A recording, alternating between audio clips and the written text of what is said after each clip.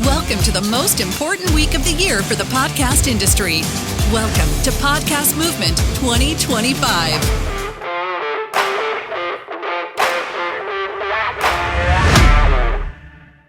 Hey everybody, welcome to our fireside chat and thanks for joining us today. We're here to discuss how podcast creators can build sustainable businesses behind the paywall. I'm Jonathan Lee, I'm the Chief Business Officer at Patreon. Patreon is a media and community platform where creators can build community with their biggest fans, share exclusive works, and turn their passions into lasting and sustainable creative businesses. I'm super excited. We're here today with Will Menaker, the host and co-founder of Chapo Trap House. Chapo Trap House is a critically acclaimed news, comedy, and culture podcast. They've been hosting this podcast since 2016, almost 10 years. Congratulations on that. And we're going to dive into Will's journey starting from the beginning. Before we get into this, we have a short film that we'll roll for you all, which will give you a sense of how Will and the Chapo crew got started. So let me see if I can get that rolling. Election night 2016. Felix, Matt, and myself started the podcast to lance the boil of rage, anxiety, and absurdity that I felt every day. Can't script this, people. This is reality. It felt like being part of a genuinely subversive culture jamming movement. The most inspiring message that we get from our fans and supporters is that the podcast has helped make them feel a little less alone in their perspective on the world. Our career is our listeners. Patreon allows us to have an ecosystem and have a platform that is ours. One of the legacies of the show that we are the most proud of is just opening that door and proving a model for other people. Amazing. All right, let's take a trip down memory lane. So it's 2016. You, Felix, and Matt are just getting started with Chapo. Help me understand. In the video you said you started Chapo to lance the boil of rage, anxiety, and absurdity that you felt every day. So can you speak a little bit more about how you got started and sort of what was the catalyst that drove you? What got me started? What got us started is that I think the genesis of the show is that we met on Twitter, and I was in the publishing industry at the time. I was a book editor, so I just joined Twitter, and I began to notice that there was a lot of people there who were essentially unprofessional, but they were commenting on the news. They were very talented writers and comedians, and Matt and Felix were two of the people that I most was just drawn to because of how funny they were and what good writers they are. And then we were also mutual friends with a guy named Brian Quimby who was doing a show out of Columbus, Ohio called Street Fight. And that had been on public community radio in Columbus for a long time. But they had they started a podcast as well. And all three of us at different times, independently of each other, had been guests on Brian's show, Street Fight. And then, as chance would have it, all three of us were on the same episode of Brian's show one time, and we just had good chemistry. I really enjoyed talking to them, and I guess it was just I was like, hey, why don't we do a podcast and just see what happens? Well, because I really like talking to these guys, and I think it could be fun for us. And I think, important to the story is that none of us had any ambition or inclination that we could make money doing this, or this would be something that would be our careers 10 years later. We just wanted to give it a try, and I think Matt has said before, his only ambition or thought when we recorded the first episode is maybe this will get me a few dozen more followers on Twitter. Love that. And to your question about where the material comes from, and just this kind of this need to, as I said, lance the boil of, fear, anxiety, and absurdity that I was experiencing every day. And, I've always someone that was, been interested in politics and followed the news. And I think when we hit, it was just sort of the right combination of talent and luck. We arrived in 2016 in the middle of that presidential election.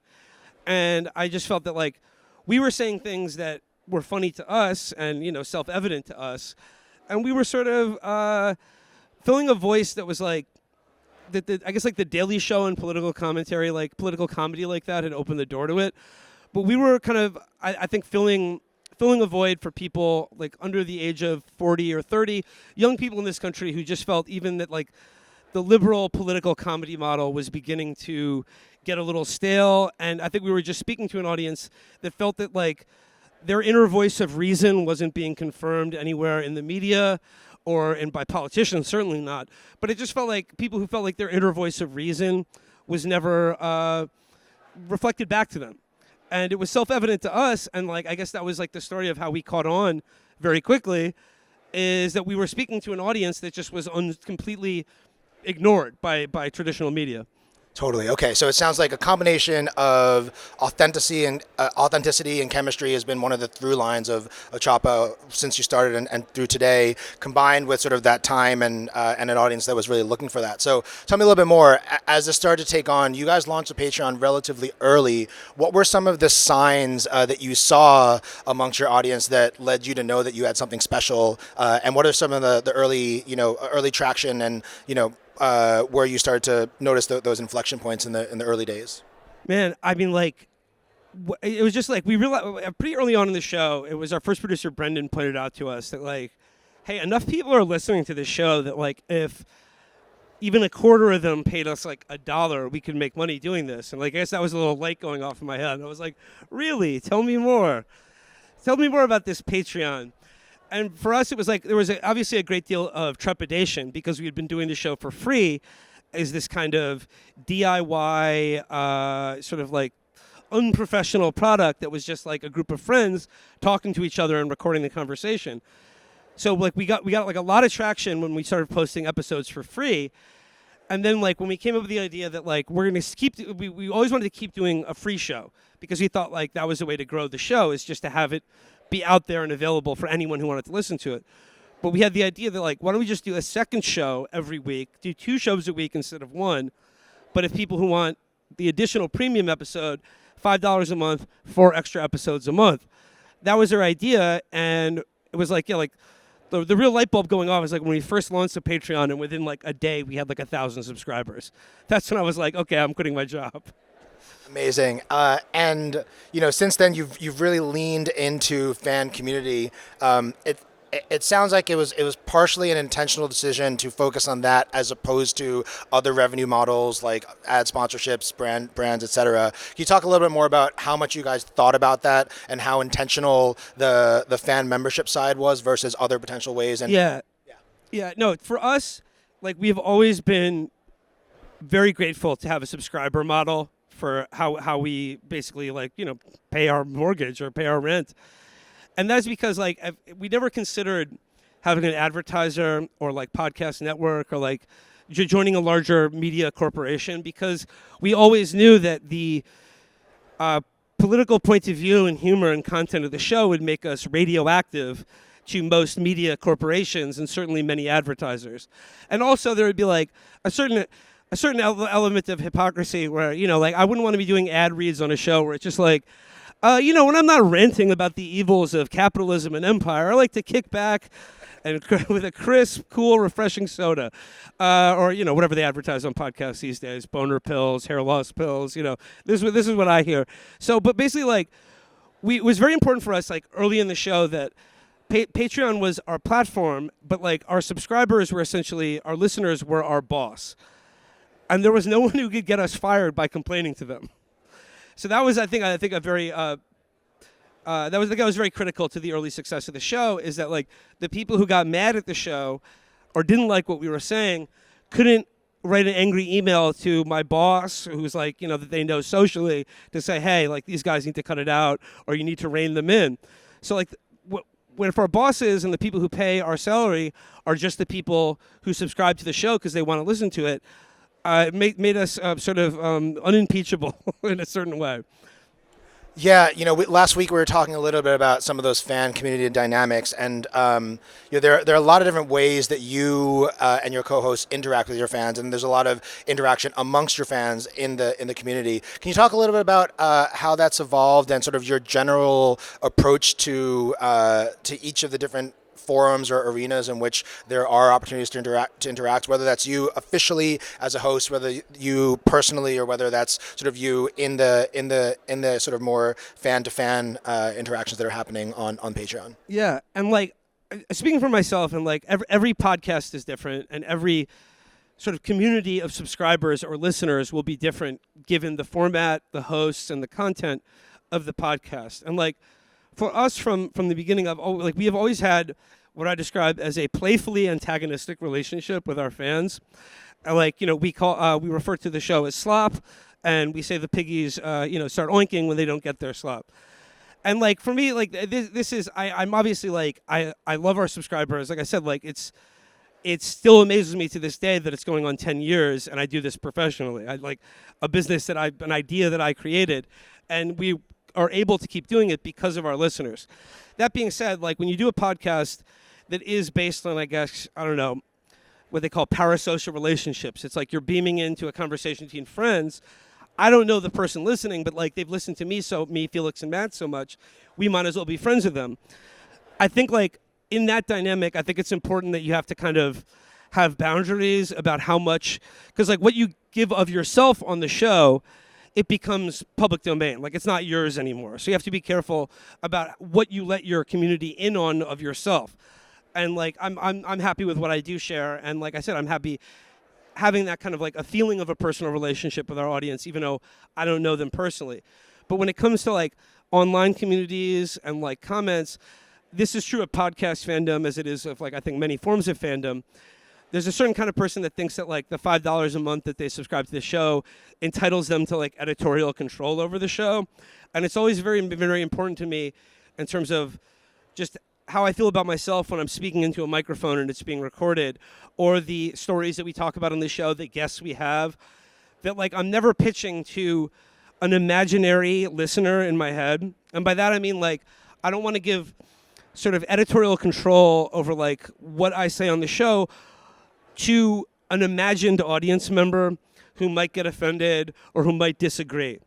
And I think like if you maintain that, then like I think it keeps my job, it keeps my sanity, but it also keeps like it keeps like the boundaries like between listener community and just my life and doing the show, I think needs to be distinct and it needs to be separate.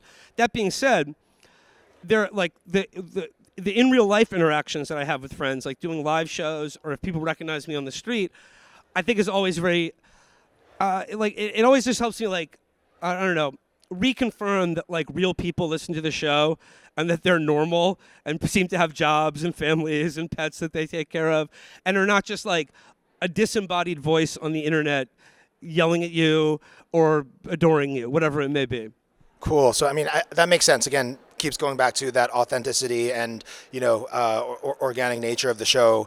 I think I'd be curious, are there any learnings or things that you've either like leaned into more heavily or changes that you have actually made to the sort of content strategy of the show that have resulted from sort of observing what's resonating with your audience? It sounds like you intentionally try to not over rotate towards that, but I'm curious if there are any examples of things that you've actually changed from feedback, or feedback's the wrong word, but sort of just understanding what the dynamics of your fans and the conversations are. I mean, maybe there's a possibility that I'm just like not remembering. Like, there's possibly like fans had pitched a possible guest or topic to the show that I thought was good, and I maybe went with that. But for the most part, like I do try to really keep a firewall between the creation of the show and the people who listen to it. And like I think about it like this, like to my feedback, like what I take as feedback from some people who listen to the show is like I have to be my own judge of that. And what I mean is like, if I am enjoying, like when I hit record and I'm recording, I can tell whether it's a good episode or not. Because like, if I'm in my head thinking like, oh God, 20 minutes left, Jesus, I thought we were near the end. Then I know that like, hey, the episode probably wasn't the hottest thing we've ever done. But like, I just try to create a situation where everything is easy for me as the host of the show. The conversation flows naturally and the laughs come genuinely. Because if I'm enjoying recording the show and the time goes by and we get to that hour and 90 minutes and I'm just like, oh, look at the time, we got to wrap up the show. if I am genuinely laughing and enjoying the conversation, then like that is really the only feedback I need, because like that's how I know that the audience will enjoy the show. And if I feel like I'm in my own head about it, that's when I start to question, like, oh, like maybe they won't enjoy the show. But I can't rely on them saying, hey, that episode sucked or that episode was great, in terms of how I'm going to do the next one. Because like to me, that's like the best part about podcasting as a creative medium, because like, you know, out of the nearly 1,000 episodes we've done, you know, they're not all home runs, but our batting average is still very good. And the thing is, if you do a bad episode or one that you're not so happy with, it's like a sand mandala. It'll blow away the next episode you do. So like, as long as you have that consistency and then just getting up to the plate the next time to take a cut, then like that's what I care about. Yeah, that internal test as a litmus test to make sure that, you know, if you're not having fun, how can you expect your audience to? Yeah, is great. And then I think sustaining that again over decades, you know, or nearly a decade, you're going to have some misses, but I think the batting average is clearly there. So earlier, you know, we were talking a little bit about how Chapo has stayed independent, and how I think that decision for you and the crew has probably been a relatively straightforward one, given the nature of, you know, the podcast. I'm curious though, are there any challenges or things that have been harder as a result of staying independent that you've observed? No, I mean, like, if anything, I feel like the more independent we are, the easier the show is. Like, the show remains easy and fun for me to do because we are 100% independent. Because that, like, with Patreon, it's like it's a partnership between us and you guys. And what Patreon provides is essentially a platform which, like, the ecosystem, or like the output, our creative output is essentially ours. We're in control of it. And to me, like, you know, maybe I'm sure there's plenty of money we've turned down in terms of advertisers or podcast networks. But to me, like, it's not about the money lost. It's about the consistency. It's about, like, doing the show for 10 years, and I hope another 10 years into the future. Because, like, to me, it's like being independent, like, that's what makes the show, that's what keeps the show easy to do and fun for me. Love that. Okay, so I'm really excited to dive into this next topic. You know, there's been a lot of chatter recently about the importance of video and video podcasting, and I think there's a lot of reasons for that. You know, it's an engaging format. It lends itself well to being able to create short-form cut-downs, which then brings me to the other side, which is that video, from a social media perspective, has really, you know, come to dominate the feed. Right, that's where the ears and the eyeballs are. Chapo Chop House has largely eschewed from both video and social media from a promotional and marketing perspective, and you've still seen a ton of success. So I'd love to hear how much you've thought about that, how you've been able to you know, stick to the guns from an audio perspective, and how you're thinking about that over the coming years. Yeah, you know, like for the last, like I said, I've been doing the show nearly 10 years now, and for most of it, I've always felt very confident in being able to not care about or defy trends as it relates to branding and marketing. But believe me, Jonathan, the video thing is at the forefront of my mind, because like we're one of the last fairly podcasts with a fairly large audience that has no visual component to it. And like that seems self-evident to me from the beginning. I never considered it because I was like, oh, it's podcasting. It's an audio format. To me, it's like, you know, a more immediate version of radio, but like, you know, radio without advertising or censorship. But that being said, like if we were starting the show today, there'd be no way we could do it just audio. Like any new podcast that's starting out now, you got to have a studio, you got to have a ring light. Even if you're doing stuff remotely, you got to like look good. And I guess like that always intimidated me because, you know, the old joke, having a face for radio. Again, you can have a face for podcasting as well. And I guess like I feel self-conscious if I know I'm on camera, especially if I'm like talking into a laptop screen and looking at my face talking. I always feel like I get nervous, or I'm like looking at myself rather than my guest. And like, you know, but that being said, like we have hit a limit on just like being Twitter as like the primarily means of like, I don't know, getting new listeners other than word of mouth, of like diffusing or dispersing our content to the masses. And I would say, like, you know, any show starting out now, like YouTube, Instagram, TikTok, you got to have those like short format video clips. And like, if that's just audio, no one's gonna like everyone's gonna scroll through that on their feed. So Chris and I, like, we are looking for ways to like have like animated video clip, like animations of us talking rather than like just us looking into a computer screen. Because like I've always resisted it because I've always thought podcasting was a medium that didn't require a visual element, and that's what I liked about it, is that it was just like in your head and it's a conversation that's being had. It's like, it is more like radio to me. But I think, I've thought about this a lot, and I think COVID is a big factor in this, and I think like a lot of the work from home stuff is that, like, I used to say that podcasts, I was in the business of facilitating people's commutes to work, and I think now in a lot of the, especially people who work in like office or white collar jobs, with just more work from home stuff and also just like post quarantine, post COVID, I think there's been like a real turn inward, like literally physically indoors, and I think people are, if you work more at home and you want that podcast on in the background, there's something about if you're sitting at a desk, like you want that visual element as well. So although we remain an audio podcast without a visual element, like this is definitely something we're thinking about, and we're looking for ways to incorporate visual elements into the show and into like the conversations we're having that aren't just like a recording of a laptop screen and like four disembodied heads talking. Yeah, let's talk about that. So, in the recent years, you've, from a format perspective, started to expand a bit. So, a few years ago, you had a New York Times best-selling book.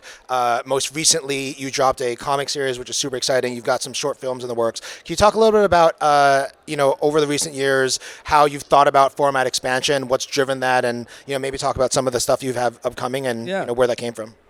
Well, first, as it relates to Patreon, like I think like one of the cool things that we've done over the last couple of years in terms of like changing the format of the show and sort of breaking out from just like the standard 2 episodes a week format is that like we've done now a number of miniseries on the show. And Patreon has like I think just introduced like a new way that each of those individual miniseries can have their own distinct feed. And also now Chris has done a thing with Patreon where like if you're not a subscriber to Chapo Patreon, you can still for a flat fee download just as like MP3 files our limited edition miniseries. And like those are Chris and Matt did a series on the 30 Years War called Hell on Earth. It's like a history podcast. They also did a show on the U.S. presidents called Hell of Presidents. I don't know if you're noticing a theme here. But me and my friend Hesse do a show called Movie Mindset. So like the and Felix has a miniseries coming up on video games, on the Metal Gear Solid video games, for any fans of Hideo Kojima in the house. But like basically, there's the genre that we're in, which is like news, commentary, interviews, like news, culture, current events. But there are a lot of other podcast formats as well, particularly like book podcasts, movie podcasts, video game podcasts, and like history podcasts as well. And like the miniseries are an opportunity for us to break out into sort of like more individual groups or like discrete pairings to do something about a topic or subject that we're individually interested in or very knowledgeable about. And I think like it's a way to make, at the same price point, our Patreon more valuable for the listener because they're getting more content. And then like as far as breaking out of the podcast medium, we are working on a series of comedic short films that we're producing under the umbrella. Chunks is the name of the collection, and we are premiering that on Patreon. So it's just one of those things that like through doing the show, we've cultivated like a fan base, but also like a network of fellow podcasters, comedians, writers who we love and all think are really talented. And Chunks is a way for us to like give them some money and say like, here's 10 grand, make like a 10 or 12 minute comedic short film. And we'll produce that and we'll publish it on Patreon like as a short film collection. And then you mentioned the comic book as well. Unfortunately, that has nothing to do with Patreon, but it is it's just another medium that we are sort of using the personalities that people know and are familiar with us through the show to show what we can do in like a fictional creative format in conjunction with some super talented artists. So you get like, it's our sensibility, but it's 5 individual stories that we're each doing, not as a collective, but it's like collected as an anthology that is Chapo Trap House. But each of the stories are discrete to each of the individual hosts. So that's very fun, and we're looking forward to it. Really exciting. I'm going to turn it over to the audience for questions in a minute, but just to wrap up on this, Chapo has really turned into a brand and not just a podcast. I would love to hear how you think about, you and your co-hosts have thought about when you're doing these new initiatives, which things make sense to fall under the Chapo Chop House brand, which things make sense to spin up something new for, which things make sense to be under Patreon versus other places. It sounds like a lot of it is sort of just personality and host interest driven versus necessarily looking at an audience and being very, numbers or, analytically driven about, where people sit. But we'd love to hear how you guys have thought about that. Well, obviously, like the miniseries, like we wouldn't put that anywhere other than Patreon. Like Patreon, like that's our home base. And for things like audio and video and the short film format, particularly, Patreon just makes sense for that. We also do have a production company. We were involved in the production of an independent film that came out this year called EFIS. I don't know if anyone saw that movie. Any baseball fans there? EFIS. So like that would not be through Patreon. That's just like a movie that we invested in. And we were I have a small voice acting cameo in the film. But I would just like to say, it's available now. It's on Mubi, I believe. You can stream on Amazon Mubi. EFIS is the name of the movie. Will can do it all. I love it. Cool. I'm going to pass it over to the audience and open up for any questions. I'll give it a moment. So with the Patreon being just an extra episode, are you using Patreon for any other community building? Like, are you using the chat? Are you using it for any other pieces outside of just receiving that extra episode? Unfortunately, I am not personally. And like per my answer to Jonathan earlier, I try not to interact with our fan community on Patreon because most of the time they're annoying me. But that being like, to me, like what I like about Patreon is like, the podcast, that is our point of interaction with our fans. Like that is the promise. You get 2 episodes a week, one for free, the additional one if you pay $5 a month. But it ends there, so stop bothering me. That said, I think the fan base has really taken to chats amongst themselves to be able to discuss and is vibrant. And it's a really interesting strategy that Will and the co-hosts have intentionally sort of stepped away from that and given them a space for them to, do their thing by themselves. Yeah, it's important to have a place where everyone can congregate and, compliment or insult us. We insult people on the show, so I'd be hypocritical if I censored anyone who disliked a particular take, topic, or joke of mine on the show. But that being said, like I said, like that's for them, and like I feel strongly that like I can't get involved in fan communities about myself online. Cool. Pass it on. Anyone else from the audience?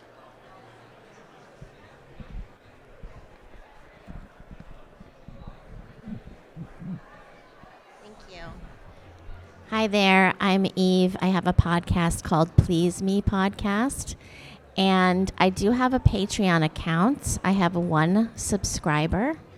I have promoted Patreon in every intro and outro of the entire season of season 5, which was 30 episodes that just ended, and I am not getting subscribers. I was thinking that I would have to do more lives or interact with fans more, which I don't have really time for, and I can kind of relate to what you're saying, that it's a lot of extra work and maybe frustrating work sometimes if you are getting complaints, etc. Haven't had too many complaints yet, but I'm sure they will come. So I really want to be able to grow my Patreon account more. And so I do 1 guest episode once a week, and then I started recently doing an individual episode once a week, both free. And I'm thinking that maybe one of them can be partially free, and then the rest of it go to Patreon to see the ending of it. So that's sort of what I'm thinking. But if there's any other opportunities that you think I could use, I'd appreciate. Of course. Yeah. I think there's certainly a set of best practices, whether it's exclusive episodes, behind the scenes, extended cuts, etc. We have the list of those. Happy to sidebar with you after the show. But I think it really starts with understanding your audience and understanding what they actually want. For some folks, that aforementioned strategy is a really strong carrot. For other folks, it is the interaction with the host and the ability to sort of drive where the show goes. So it really starts with like where your audience is right now and what they're looking for, and understanding what percentage of those will convert for various offerings. Don't think I can solve it in the next minute for you, but happy to chat more about strategy afterwards. And I think that you're thinking about it the right way. Lovely. I think we're wrapping up here in time, but Will, it's been really awesome to hear about the journey. We're so thankful for your presence on Patreon and looking forward to the next decade. Thank you, Jonathan. Happy to be here. Thank you, everybody.